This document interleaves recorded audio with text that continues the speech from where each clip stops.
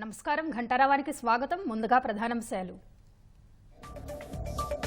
జగన్ మద్య నిషేధం హామీ మాటున పెరిగిన అమ్మకాలు. జే బ్రాండ్లతో 5 ఏళ్లలో 154,000 కోట్ల విక్రయాలు.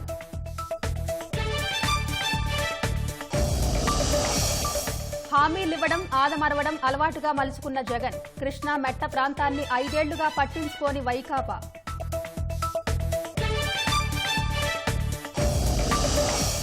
మూడు రాజధానుల పేరిట వైకాపా మూడు ముక్కలాట.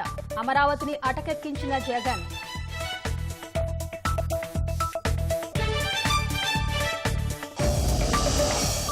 రాష్ట్రంలో ఊపందుకున్న ఎన్నికల ప్రచారం. వైసీపీలో నుంచి భారీగా తెలుగుదేశంలోకి చేరికలు.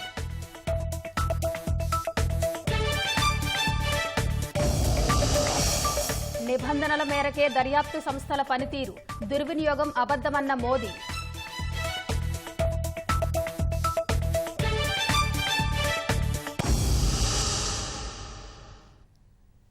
నిషేధం అంటే కనిపించనీయకుండా చేయడం. కానీ జగనన్న మద్యపాన నిషేధానికి అర్థమే మార్చేశారు.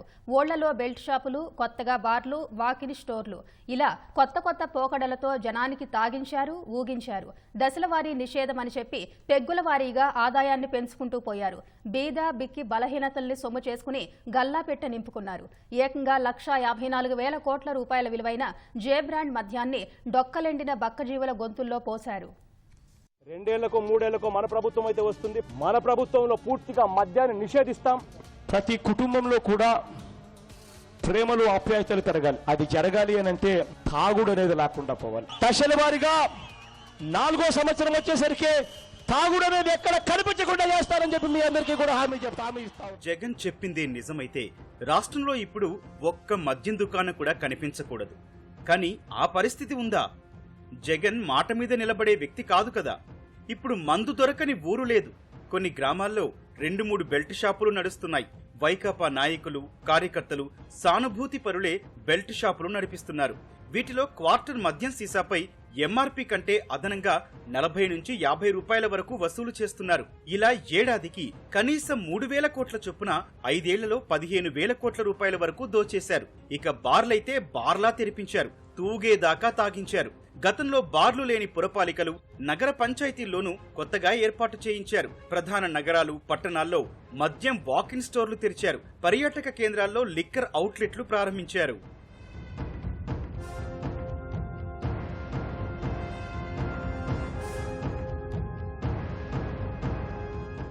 మద్యంపై ఆదాయమంటే ప్రజల రక్తమాంసాలతో వ్యాపారం చేయడమేనని ప్రతిపక్షంలో ఉండగా సుద్దులు చెప్పారు జగన్. అధికారంలోకి వచ్చాక అదే మద్యం ఆదాయాన్ని ఫుల్లుగా పెంచుకున్నారు. 2014 నుంచి 2019 మార్చి మాసాంతం వరకు తెలుగుదేశం అధికారంలో ఉన్న 5 ఏళ్లలో 75,285 కోట్ల రూపాయల విలువైన మద్యం విక్రయాలు జరిగాయి.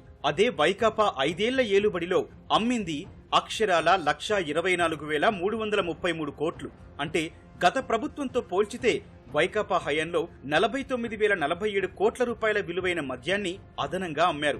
వైకాపా నేతలు బెల్ట్ షాపులు, బార్లలో అదనపు ధరలకు విక్రయించి అనధికారికంగా వసూలు చేసింది 30,000 కోట్ల వరకు ఉండొచ్చని అంచనా. ఈ లెక్కన జగన్ 5 ఏళ్లలో 154,333 కోట్ల రూపాయల్ని మందుబాబుల నుంచి పిండుకున్నారు. తెలుగుదేశం ప్రభుత్వ హయాంతో పోల్చితే 65.14% ఎక్కువగా మద్యం విక్రయించారు. జగన్ దృష్టిలో ఇది దశలవారీ మద్య నిషేధమైతే, జనం దృష్టిలో తాగుడు బలహీనతను సొమ్ము చేసుకుని గల్లా పెట్టె నింపుకోవడమే.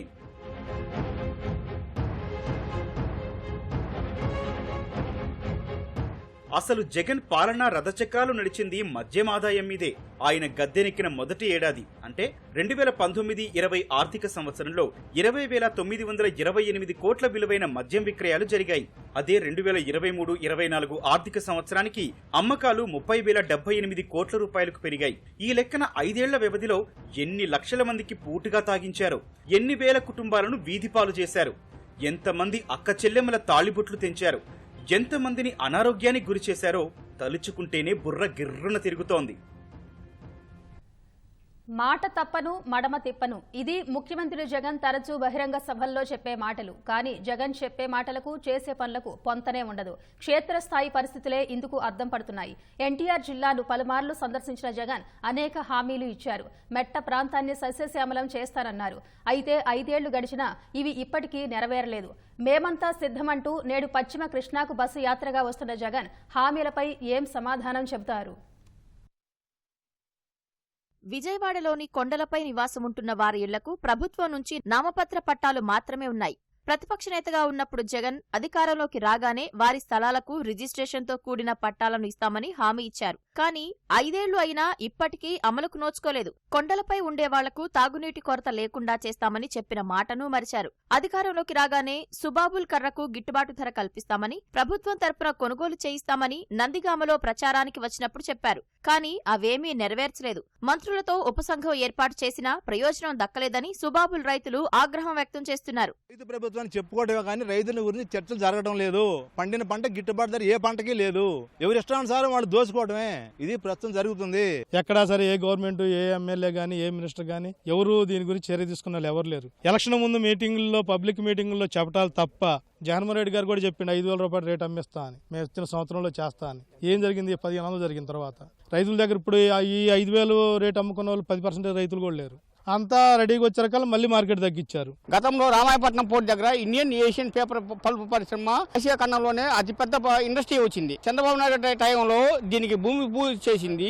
ఆ తర్వాత ఈ ప్రభుత్వం వచ్చిన తర్వాత వాళ్ళు అసలు ఇక్కడ లేఖం చేశారు. ఆ తర్వాత కాలంలో కొన్ని రైతు ఆందోళన చేసిన తర్వాత ఆనాటి పరిశ్రమ శాఖ మంత్రి బాలినేని శ్రీనివాస్ రెడ్డి గారు కూడా ఈ పరిశ్రమ ఎక్కడికి పోదు, ఈ పరిశ్రమ ఈ జిల్లాలో ఉంటది, ఈ రాష్ట్రానికి తలమానికమైన ఈ పరిశ్రమ ఎక్కడికి పోదని చెప్పినా కూడా ఈ పరిశ్రమకు ఎటువంటి ఇది లేదు. అది తిరువూరు నియోజకవర్గంలో నాగార్జున సాగర్ ఎడమ కాల్వ పరిధిలో జోన్ 2, 3 కాల్వల ద్వారా సాగర్ జలాలను పూర్తి స్థాయిలో తెచ్చి 4 మండలాల్లోని 300 చెరువులను బ్యాలెన్సింగ్ రిజర్వాయర్లుగా అభివృద్ధి చేసి పంటలకు సాగునీరు అందిస్తామని ఇచ్చిన జగన్ హామీ నేటికీ నెరవేరలేదు. ఫ్లోరైడ్ సమస్యతో బాధపడుతూనే ఉన్నారు. వారానికి 2 సార్లు అయినా రక్షిత మంచినీరు రావడం లేదు. రక్షిత నీటి ప్రాజెక్టు పునాదుల దశలోనే ఆగిపోయింది. కాకర్ల గ్రామంలో 1200 ఎకరాల అటవీ భూమిలో పరిశ్రమలు ఏర్పాటు చేస్తామన్న సీఎం హామీలేవి కాగితం దాటి బయటకు రాలేదు. మండలానికి ఒక కోల్డ్ స్టోరేజ్ నిర్మాణం అని చెప్పారు, కానీ చేయలేదు. పాడి పరిశ్రమ అభివృద్ధికి తోడ్పాటు ఇవ్వలేదు.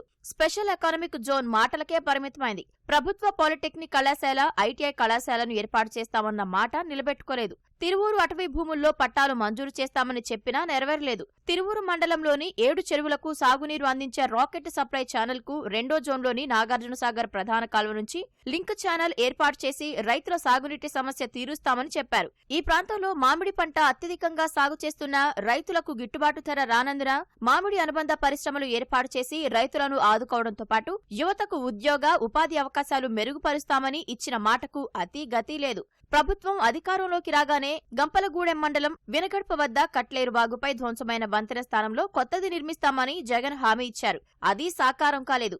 కొండూరు మండలంలో కిడ్నీ బాధితుల సమస్యలను పూర్తిస్థాయిలో పరిష్కరించడానికి చర్యలు తీసుకుంటామని హామీ ఇచ్చారు.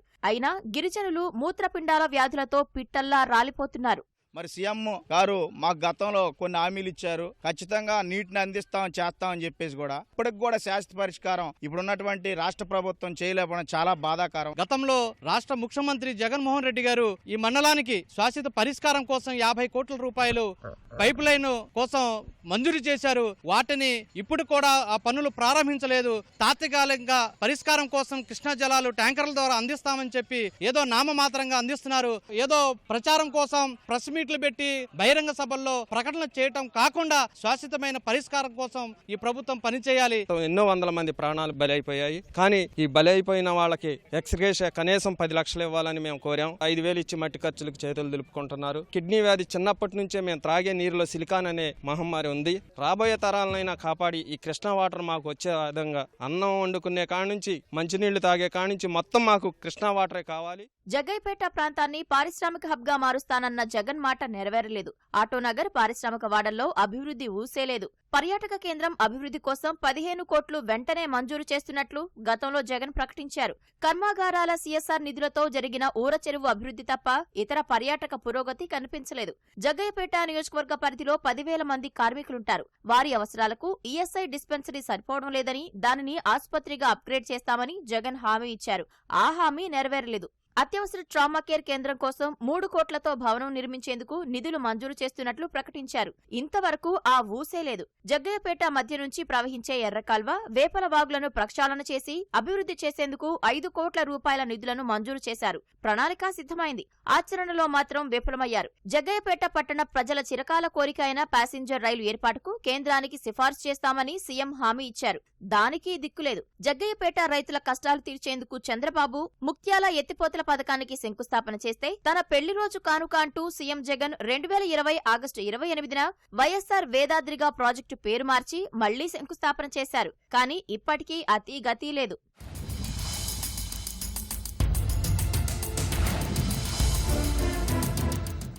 విజయవాడ శివారు ఇబ్రహీంపట్నంలోని ఎన్టీటీపీఎస్ లో దాదాపు 4,000 మంది కాంట్రాక్టు కార్మికులున్నారు. 2018లో పాదయాత్ర సమయంలో వీరి వద్దకు వచ్చిన జగన్ సీఎం అయ్యాక క్రమబద్దీకరిస్తానని హామీ ఇచ్చారు. కానీ సీఎం అయ్యాక కనీసం వాళ్లకు అపాయింట్మెంట్ కూడా ఇవ్వలేదు. చంద్రబాబు హయాంలో చింతలపూడి ప్రాజెక్టు పనులు మొదలు పెడితే జగన్ వచ్చాక వాటిని ఆపేశారు. Vijayawada bypass road, Benz circle flyover, Kanakadurga పైవంతెన తన కృషి ఫలితమేనని జగన్ ప్రకటించారు. వాస్తవానికి ఇవి చంద్రబాబు సీఎంగా ఉండగా ఎన్డీఏ ప్రభుత్వ సహకారంతో నెరవేర్చారు. విజయవాడ కార్పొరేషన్ను గెలుచుకున్నప్పుడు సీఎం జగన్ నగరాభివృద్ధికి 150 కోట్లు ప్రకటించారు. కానీ నయా పైసా ఇవ్వలేదు. దుర్గగుడి అభివృద్ధిపై మాటలు తప్ప చేతలు కనిపించలేదు.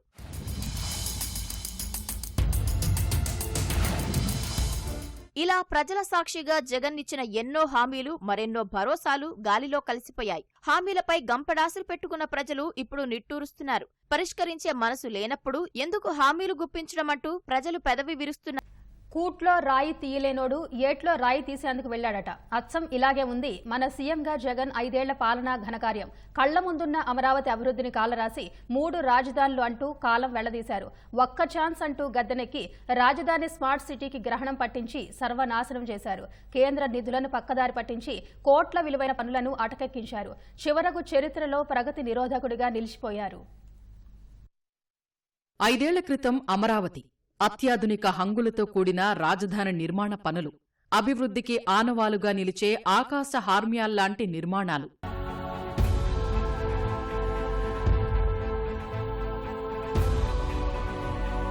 వికాసానికి పునాదులు పడిన చోటే 5 ఏళ్ల తర్వాత ఇప్పుడు విధ్వంసం కనిపిస్తోంది.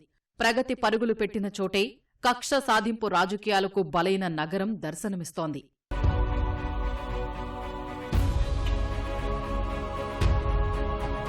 అందరూ మెచ్చే రాజధానిని కడతానని 3 చుక్కలు 6 చందమామలు పేర్చి అమరావతిని సింగారిస్తానని గద్దెనెక్కిన జగన్ ఆ తర్వాత అంతా తూచని తుంగల తొక్కారు. స్మార్ట్ సిటీ ప్రాజెక్టు రూపంలో అమరావతిని సుందరంగా తీర్చిదిద్దేందుకు వచ్చిన అరుదైన సువర్ణావకాశాన్ని ఉద్దేశపూర్వకంగా నిర్వీర్యం చేశారు.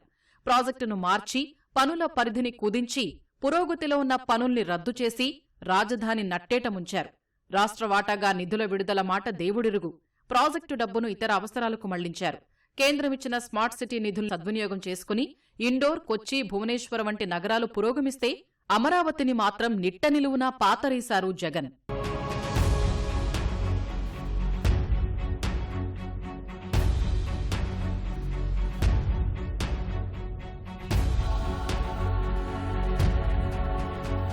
చంద్రబాబు, వెంకయ్యనాయుడు చొరవతో దేశంలోని 100 నగరాల్లో మెరుగైన సదుపాయాలు కల్పించి ప్రజలకు నాణ్యమైన, సౌకర్యవంతమైన జీవనం అందించాలన్న ఉద్దేశంతో కేంద్ర ప్రభుత్వం 2015లో స్మార్ట్ సిటీస్ మిషన్కు శ్రీకారం చుట్టింది. అప్పుడే పురుడు పోసుకుని కొత్త నగరంగా రూపుదిద్దుకుంటున్న అమరావతికి కూడా కేంద్రం ఈ మిషన్లో చోటు కల్పించింది. అందుకు అప్పటి సీఎం చంద్రబాబు, కేంద్ర పట్టణాభివృద్ధి శాఖ మంత్రి వెంకయ్యనాయుడు చాలా కృషి చేశారు. రాష్ట్రం నుంచి కేంద్ర ప్రభుత్వానికి ప్రతిపాదనలు వెళ్లడం, ఆమోదముద్ర పడటం చకచక సాగిపోయాయి.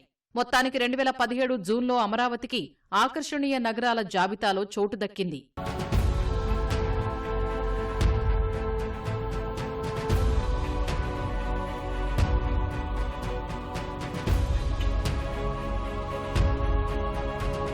స్మార్ట్ సిటీ కింద ఎంపికైన ఒక్కో నగరానికి 1000 కోట్ల చొప్పున నిధులు అందుతాయి. అందులో 500 కోట్లు కేంద్ర ప్రభుత్వ గ్రాంట్, 500 కోట్లు రాష్ట్ర ప్రభుత్వ మ్యాచింగ్ గ్రాంట్. ఈ నిధులతో ప్రాజెక్టులు రూపొందించుకుని నిర్వహించుకునే సౌలభ్యాన్ని రాష్ట్రాలకు కల్పించింది కేంద్రం. అదనంగా పీపీపీ పద్ధతిలో కానీ, రుణాలు, ఇతర మార్గాల ద్వారా నిధులు సమీకరించుకుని ప్రాజెక్టును విస్తరించుకునే వెసులుబాటును కూడా ఇచ్చింది. మిషన్ కింద ఇచ్చే నిధులతో పాటు అదనంగా ఇతర వనరుల ద్వారా 2046 కోట్లు సేకరించి ఆ నిధులతో చేపట్టాల్సిన 20 పనులకు కూడా అప్పటి ప్రభుత్వం ప్రణాళికలు రూపొందించింది. రాజధాని నిర్మాణం, స్మార్ట్ సిటీ పనుల మధ్య సమన్వయానికి సీఆర్డీఏ, స్మార్ట్ సిటీ ప్రాజెక్టు మధ్య అవగాహన కుదిరింది. పనుల బాధ్యతను సీఆర్డీఏకు అప్పగించారు. పనులకు వెచ్చించిన మొత్తాన్ని స్మార్ట్ సిటీ కార్పొరేషన్ సీఆర్డీఏకు బదిలీ చేస్తుంది. పనుల కోసం కేంద్రం వాటాగా ఇవ్వాల్సిన 500 కోట్ల గ్రాంటులో 488 కోట్లను అందించింది. రాష్ట్ర ప్రభుత్వం కూడా తన మ్యాచింగ్ గ్రాంట్ వాటాగా 488 కోట్లు కేటాయించింది. ఇలా మొత్తం 976 కోట్లు విడుదలయ్యాయి. ఈ నిధులతో గత తెదేపా ప్రభుత్వ హయాంలో పనులు ప్రారంభమయ్యాయి.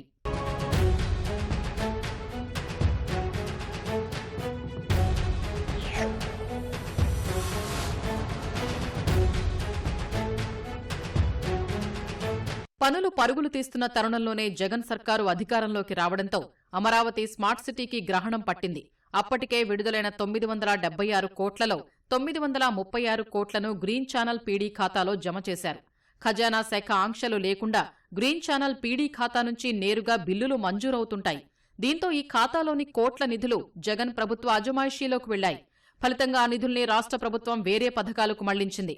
తమ నిధులను తమకు అందుబాటులో ఉంచాలని సీఆర్డీఏ, ఏఎస్ఎస్, సీసీఎల్, కేంద్ర ప్రభుత్వం ఎన్నిసార్లు విన్నవించినా జగన్ సర్కారు అస్సలు స్పందించలేదు. చివరికి అమరావతి స్మార్ట్ సిటీ పనులు ఆగిపోయాయి. జగన్మోహన్ రెడ్డి లేదంటే ఈ వైసీపీ వాళ్ళు అమరావతిని నిర్మాణం చేయకుండా కక్ష సాధిస్తున్నాం అనుకుంటున్నారు, కానీ ఇది రాష్ట్ర ప్రజల యొక్క భవిష్యత్తు మొత్తాన్ని ఎఫెక్ట్ చేస్తా ఉంది. ఇది కేవలం 29 గ్రామాలకు సంబంధించిన విషయం అయితే కాదు. కేంద్ర ప్రభుత్వ సంస్థలు ఉన్నాయి, వాటన్నిటికీ భూములు ఇవ్వాల్సిన అవసరం రాష్ట్ర ప్రభుత్వం మీద ఉంది. ఈ రోజు వరకు అవి ఇవ్వకుండా, వాడికి వీళ్ళు ఇవ్వాల్సిన మ్యాచింగ్ గ్రాంట్స్ కూడా ఇవ్వకుండా ఈ పనులన్నింటినీ వెనకబెట్టేయడం జరిగింది. అమరావతి స్మార్ట్ సిటీని డెవలప్ అయినట్టే పేద, బడుగు, బలహీన వర్గాలు, మధ్యతరగతి ప్రజలందరికీ కూడా జీవన ప్రమాణాలు మెరుగయ్యి జీవన యొక్క ఆర్థిక పురోభివృద్ధి సాధించి ప్రతి ఒక్కరూ కూడా ఈ రోజున ఎంతో మెరుగైనటువంటి జీవనాన్ని సాగిస్తానికి ఉపయోగపడేది.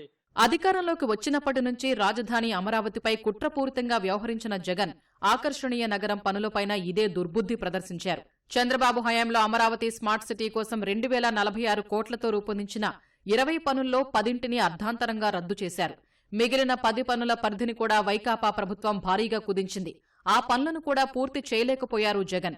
ఫలితంగా వాటిపై వెచ్చించిన నిధుల పరిస్థితి బూడిదలో పోసిన పన్నీటి చందంగా మారింది. రాజధానికే తలమానికంగా నిలిచేలా అమరావతి గవర్నమెంట్ కాంప్లెక్స్ ప్రాంతంలో గత తెదేపా ప్రభుత్వం 350 కోట్లతో సెంట్రల్ పార్కు నిర్మాణ పనుల్ని చేపట్టింది. ఈ పనుల్ని జగన్ ఆపేశారు.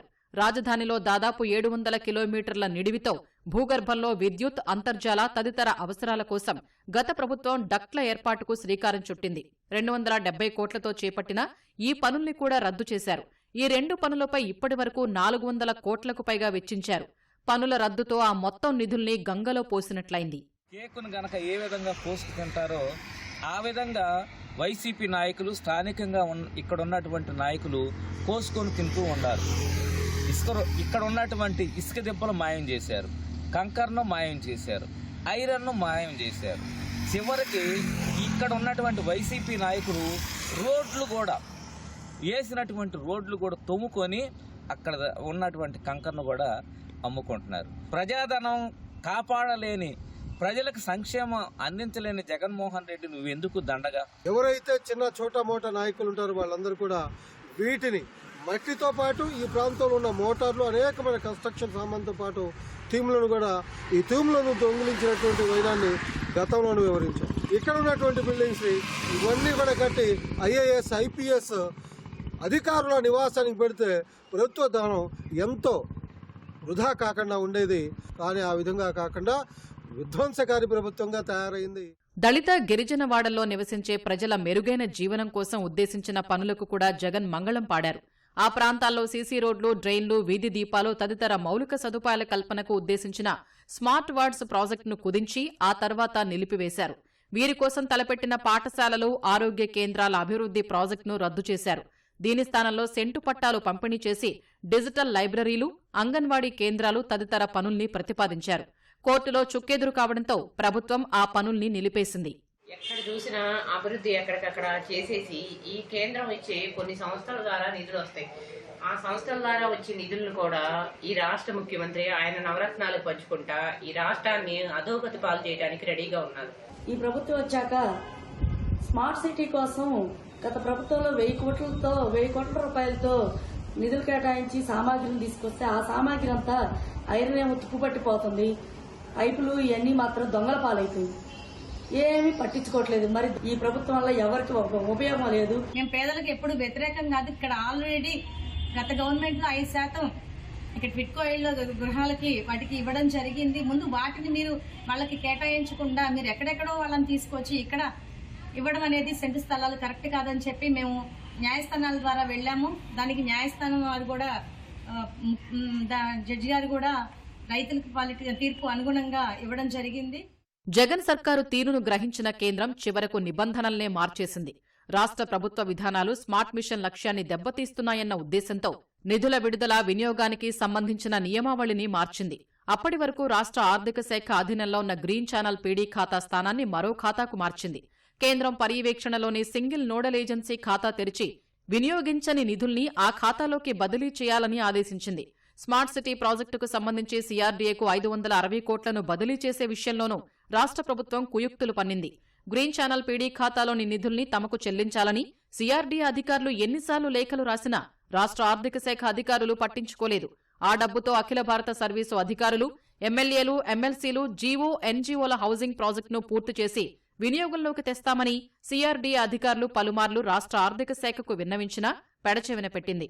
కేంద్రం ఎస్ఎన్ఏ ఖాతాలో విడుదల చేసిన కొత్త మార్గదర్శకాలతో చేసేదేమీ లేక హడావుడిగా మార్చి 2022లో Amaravati smart city green channel PD ఖాతా నుంచి సీఆర్డీఏ పీడీ ఖాతాకు 560 కోట్లు జమ చేసింది. తర్వాత వెంటనే ఆ మొత్తాన్ని జగన్ సర్కారు వేరే పథకాలకు మళ్లించేందుకు మాయం చేసింది.